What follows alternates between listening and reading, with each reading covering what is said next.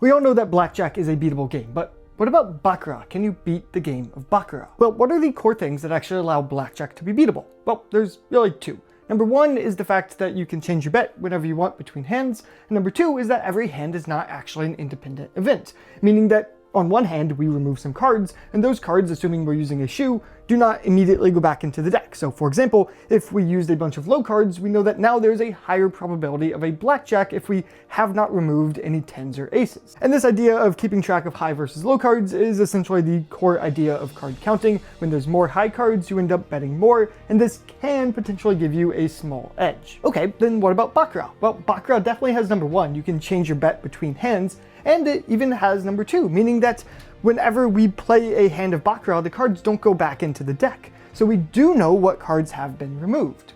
But to be able to actually use this information to get an edge, there needs to be some way that that gives us an edge, right? In Blackjack, we know when there's more high cards, it's better for the player.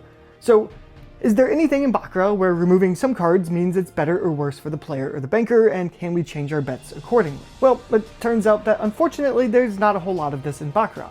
That said, there are still a few ways to get an edge through things like edge sorting, but these are a little bit questionable in terms of both their efficacy as well as their legality, so generally speaking, I'd say there's not a way to get an edge in Baccarat.